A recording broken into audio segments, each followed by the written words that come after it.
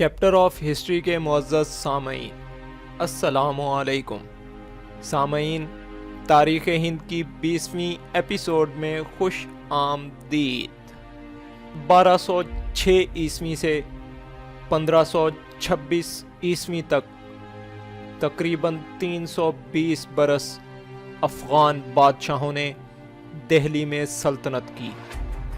ان میں سے بعض پٹھان فرقے سے تھے، اسی لیے ہندو سبھی کو پٹھان کہتے ہیں۔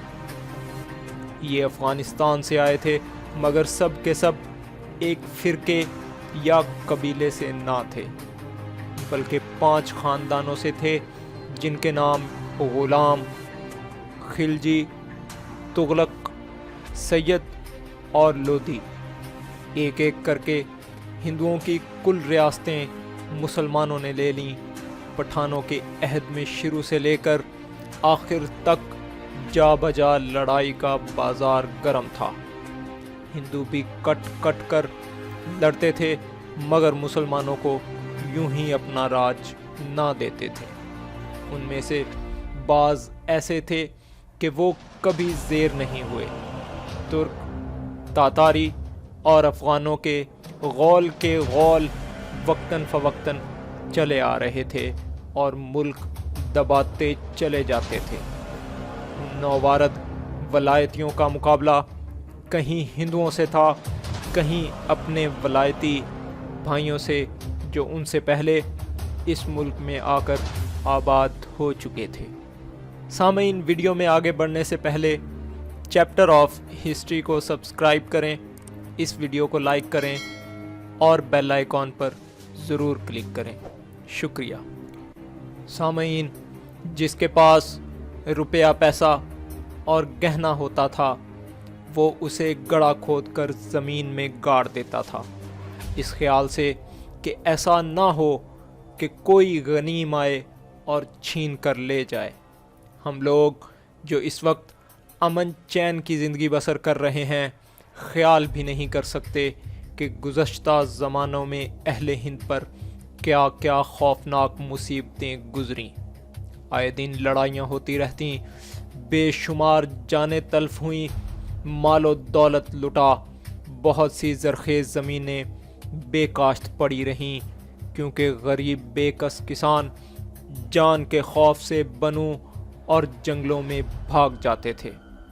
اکثر لوگ جزیہ ادا کرنے سے بچنے یا فاتح قوم کی فوج اور دفتروں میں منصب اور عہدے حاصل کرنے کی غرض سے اپنا مذہب بدل ڈالتے۔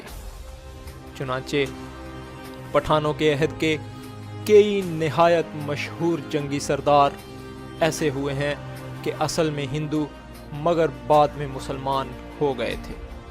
جس طرح پرانے زمانے میں آرین لوگ پنجاب سے جمنا اور جمنا سے گنگا کے شمال میں بڑھتے بڑھتے مشرق کی طرف گئے تھے، اسی طرح ترک، افغان اور ایرانی اس زمانے میں دریائے سندھ سے چل کر مشرق کی طرف دہلی، اودھ، بہار اور بنگال کے صوبوں پر قابض ہو گئے۔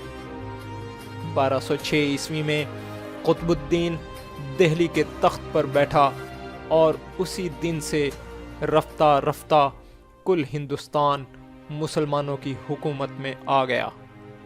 بہت سے دل جلے ایرانی اور ترکستانی یہ سن کر کہ ان کے دوست اور ہم وطن جو ہندوستان گئے تھے، دولت اور اعزاز حاصل کر کے وہیں آباد ہو گئے، اپنے وطن چھوڑ کر ہندوستان میں چلے آئے اور قسمت آزمائی کرنے لگے۔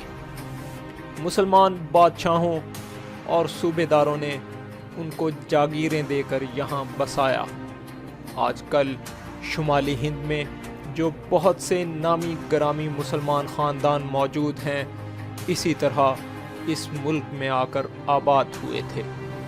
چھوٹے چھوٹے مسلمان سردار اپنے اپنے بہادر ہمراہیوں کو لے کر ہندوستان کے ہر سمت و دیار میں نکل پڑے اور ریاستیں بنا بیٹھے۔